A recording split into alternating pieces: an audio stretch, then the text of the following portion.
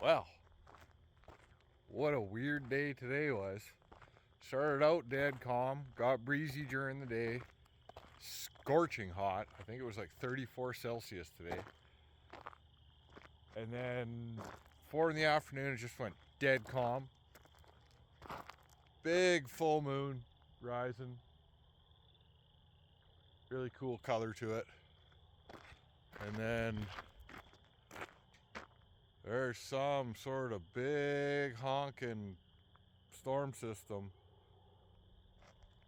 just missing us by the look of it on the radar. It's maybe 8 or 10 miles away, maybe a little more than that. I haven't heard any thunder, but there's been constant lightning for the last 45 minutes. Weather doesn't look spectacular for spraying the next couple of days. Hopefully we can stay ahead and keep the cedar going. Had a bit of a series of breakdowns with the Delta track. Nothing huge. It is really the first time we've ever had more than one problem. Thing's got almost 4,000 hours on it. It's going to start having problems. But we had the main hydro line blow. The next day we had, or I guess a day and a half later, we had the EGR cooler line break. Just had to weld it back. And then yesterday on the way back north, coming north, Dad had the tractor shut down because it puked all of his coolant out, and it shut itself down to prevent damage. So I don't know if it was overheat. It sensed it was going to overheat or whatever, so it shut itself down. However, Dad, all of a sudden, he's like, I got no brakes and no steering, and it was almost going into the ditch. So I had a series on that. Now today, during the last fill, they said they found a crack or a broken weld or something on the boom arm of the conveyor. And I'm not all that shocked because there's a lot of torsion on it. So hopefully this isn't the sign of things to come.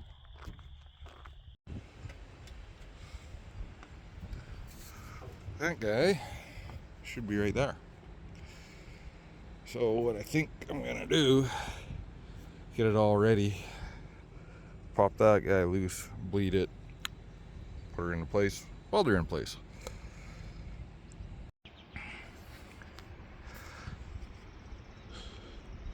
Looks better than new. So far, knock on wood, we haven't broke anything yet today, which is, if anything, maybe we'll break the streak. However, the forecast looks all sorts of just awful. So right now in Carlisle, 18 degrees, lovely, feels fantastic. And yeah, good overnight. Tomorrow, only half an inch. But up to 2 inches on Thursday and another 3/4 of an inch. Essentially they're saying, I'm going to say half an inch, and we'll go at the bottom end. Another 1.5 inches there. You know, we're talking 2.5 inches of rain, bare minimum. And then, yeah, that doesn't look very good either.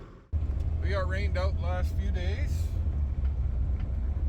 We got 3 inches of rain on, what was it, Wednesday night and Thursday, I think it was. 3 inches in town and just under 3 at the farm. I think Dad and I were both getting antsy and playing the patience game, and I think I won. Dad texted me this morning saying he thinks he's going to go try. I see why. There's some dust on the road here, but I don't know. Oh, there he is. So he must have pulled the drill ahead and turned the fans on and blow everything good and dry. Actually, the yard looks kind of decent. So I'm going to get this filled up, this guy, and then I might run and grab the tractor, the 2375. I left it out in the field, maybe 2 miles that way. Yeah, just to have it in case.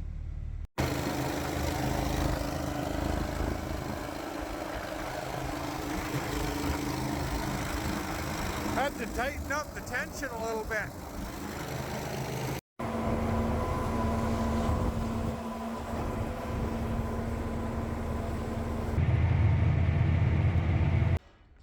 We've been having an issue with the canola. Dad got started, he went for about an hour, and he had a blocked run. Now the canola meter, we don't have a spare one, but it's only about a 1/4 inch gap that it feeds canola through. And we had a little bit of a clump of treated stuff, which I'm guessing came out of the bags because we get these treated with like a primer or a starter fertilizer. So I was out, he called me out, and it was run 7, which was right in the middle. And, you know, we closed our gates and we pulled her out, and there was a couple clumps. Okay. And he went for about an hour, or I guess 40 minutes, and then I left. And then he went for another hour, and then he just sent me a text. He says, well, I just found 2 more sections, so it's not a good thing. So I think he said 1 and 2. Oh, I'm ringing. Hey. Yeah, so he's on the same brainwave as me in a different way. Ooh, I know where I put that thing. I'm gonna go find this red thing. I think it came out of an old sexy coil of some sort. It's been around here forever. I think I moved it out there into that black trailer way out there. What's in here? Ah, that thing.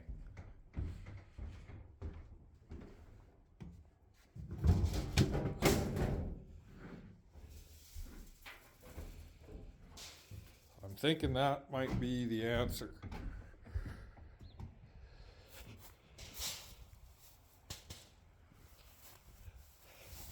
No idea what it's out of. There's no reason that shouldn't work though.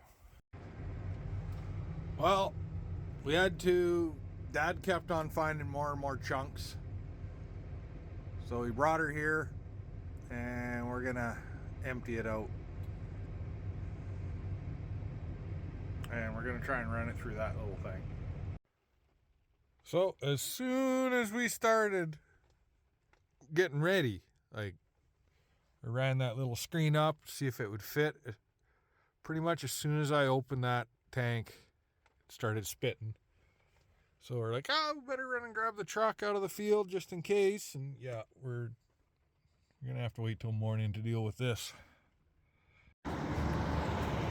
Well, she's spitty and rainy today. It really wasn't supposed to be. But we're not gonna take it out right now. Wet canola, especially wet treated canola, is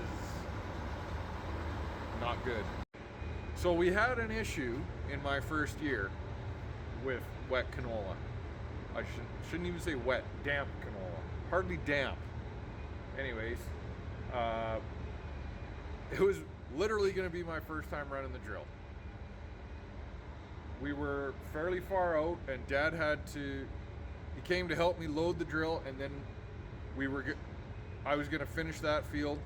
He had to go to a funeral in Moose Jaw, so he was just going to leave it to me for the day. We showed up and it was really damp that morning, like foggy. And for some reason we didn't even think. We loaded canola first. Normally we run fertilizer. I guess now normally we make it a point to run fertilizer on the conveyor first just to help dry it off. And then we'll run our canola. We didn't. And we loaded our canola and then we loaded fertilizer. And canola, you're putting it on like 4 pounds an acre, 4 to 4.5 most of the time. in that tank, and we put a whole mini bulk in. It's like, to do the 20 acres I had left would have been like that much. And we didn't have lights in the tank. We did have cameras, but they were up high. We didn't have scales, and we didn't have blockage. So I seeded out that whole 20 acres sitting there going, is it? I think it's going down, because it can't be. Yeah, it must be, because every time you take a corner, it kind of sloughed a little one way or the other.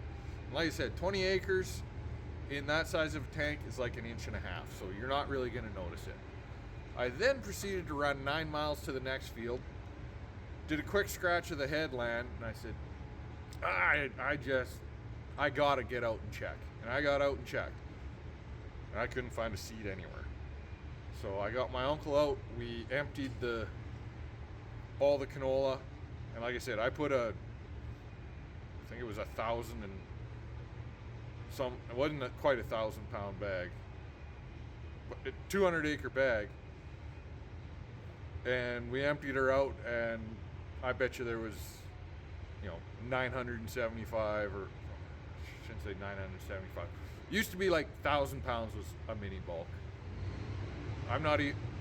It might have been that year too, because it was my second year when they switched over to the ABCD size, the Invigorate. Anyhow, it was like 98% full. Okay, so pulled the rollers, cleaned everything out. Yeah, it was crusty, we worked it out. Anyhow, we don't want to do that. So it's raining today. We're looking at this going, oh, those holes are just a hair on the small side. So for now, Dad's just gonna fuel up the tractor. I'm gonna punch a bunch of oversized holes in here. I just feel like it's too small right now. And if that ends up being too small, I might go see if my brother's got any punch plate sitting around, and I might make something.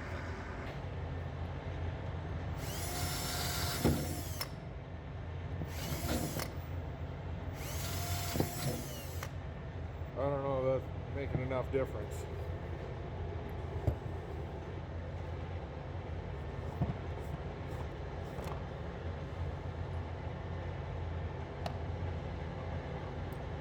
But I do have my trail doctor here in case I need the next one up.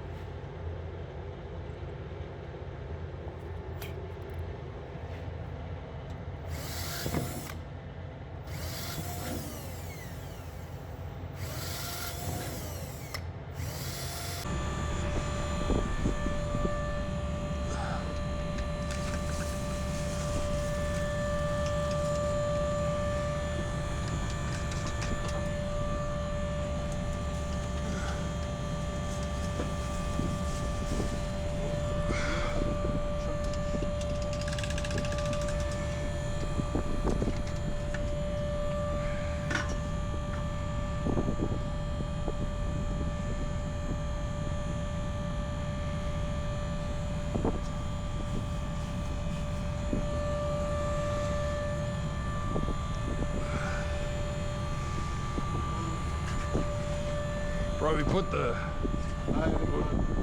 that's what I'm thinking too. Spray everywhere.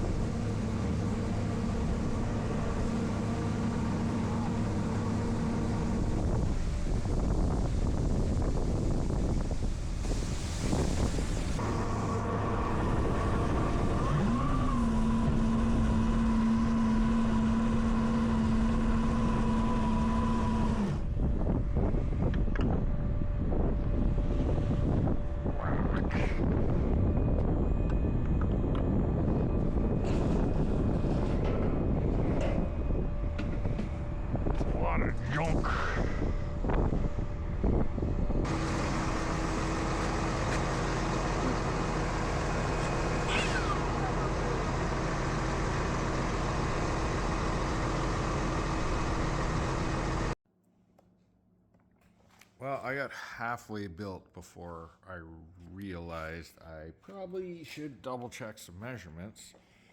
The plan was that was going to sit in there.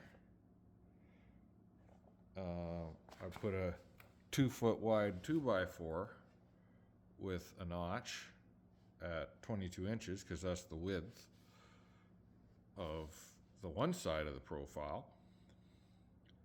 However, in doing so, I forgot that the overall width would be of the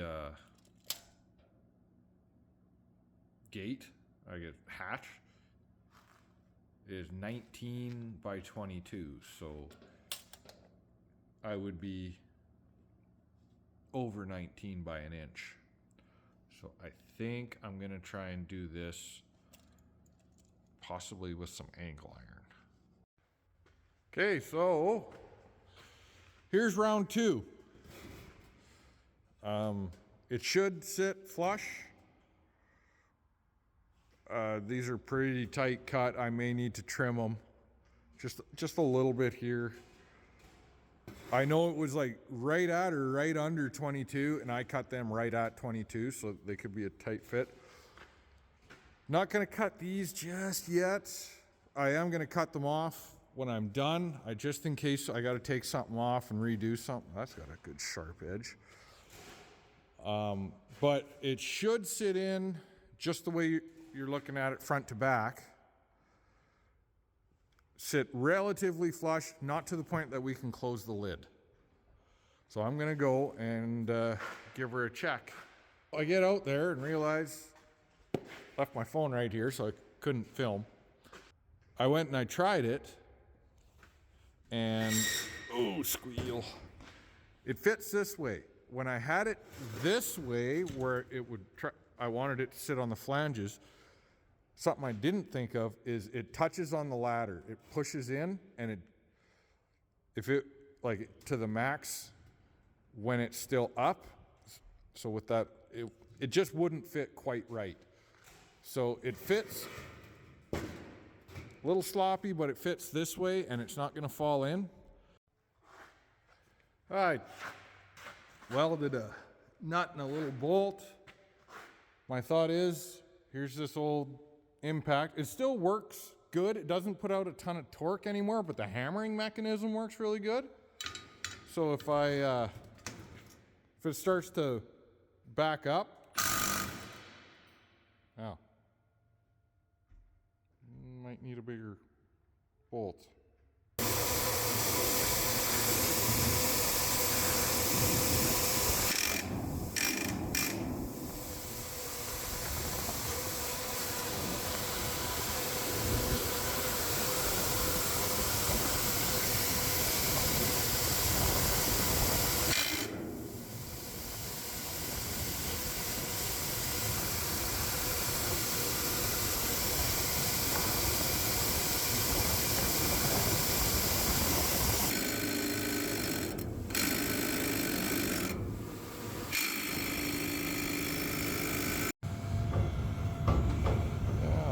Would have definitely plugged some stuff up.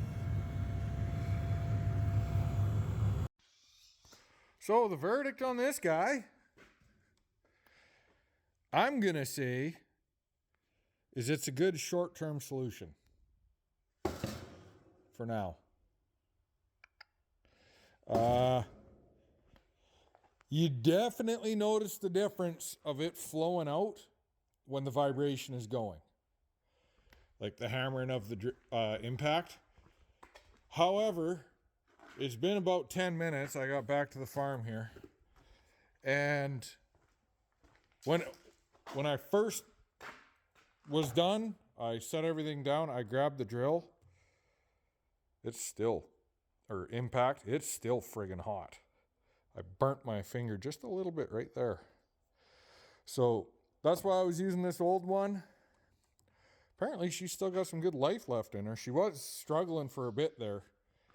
So I benched her, relegated her to backup duty. We're gonna figure out the root cause of this. And the point is not to blame people or throw them under the bus, and it's going to sound like I am, and I'm sorry, but sorry, not sorry. I want to figure out how we can prevent this, how we can help prevent this again, whether it's for us, for Precision, for BASF, for our neighbors, whatever. So let's science might not be the right word. Let's statistic this up a little bit. But we're on such a small scale, it's probably kind of going to be statistically insignificant, but we're going to go with it. So, and actually, before I get into that, I want to say something that is really nice that I appreciate. This is our first year, my first year was 2019. In that year, Invigor hadn't come out with their B size yet. Or, sorry, I shouldn't say their B size, but their Invigorate, which is their ABCD thing. So we were going based off of individual weight with a lot of calibrating. Now, in the past, we've always seemed to have a bit of a mix match of canola. We would have typically some 233 because it was a nice short season, reliable one. Then we'd try something else, and they had the 300 series come out. And the first year you couldn't get your hands on very much, but we had a little bit. And then it's like, oh, let's try two different ones. Or we're picking on one and we're getting two different or three different sizes. Or we'd get sizes and several in the same size and then bags in a different size. Anyhow, and last 2 years, I've done a couple canola trials, so we've actually had about 8 different varieties. But we had 3 main ones last year, being Invigor 340, Invigor 356, and DeKalb SC83. This year, though, is wicked because we have 9 mini bulks of B size 340 PC. As well, we have B size 340 PC in bags, and all of it is exactly the same. Well, I don't know which batch number this stuff came from. Actually, 16254P. 16254. Wow, that's remarkable. All of our canola came from the same batch. All treated with Helix Vibrance, Buteo Start, and Lumiposa, including those. We have all the exact same canola, except for 2. Now, we kept 2 out because we said, well, we treated all the mini bulks except for those 2 with Precision Starter. Historically, we've been able to net probably 3 to 4 bushel an acre more by treating. It's not a high cost, but it's a good investment for us. We've done that every time. And not every time, probably the last 6 years. We didn't my first year.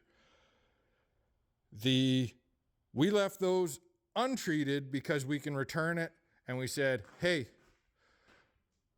if we do 2 out of our 9 mini bulks and we still have almost a mini bulk, I think there was 15 or 16 bags there, those are returnable and those are returnable. We should be able to get 75% of our canola acres in, unless it becomes a 2011 again where everything was just sopping wet.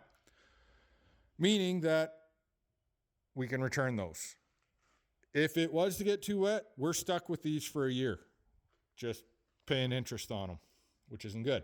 Anyhow, we're going to screen everything through that thing. And if we're seeing chunks in all of them, and so far we have, but so far it's all been treated with Precision Starter that we've put in. See? That one. That one's got one somewhere. If all of them, or even most of them, heck, even some of them, if around half, we'll say, and we're right there, and we've been having clumps in all the bags so far. we can say, sorry, if most of these, the treated stuff, with precision starter, have clumps in it and those don't, we can safely say that it was a precision ag problem, probably from their treater. If all the bags have problems, those are essentially our control saying, all right, that means it's a BASF problem. So we'll have to wait and see. At the same time, I don't think it's a terrible idea to build myself a screener for next year. So we'll probably do that. So as you can probably see, we're out of mini bulks. The last one's right there. And we're still getting chunks. So every mini bulk we had chunks in this year. I got half a mind, and we probably will, to screen those bags as well.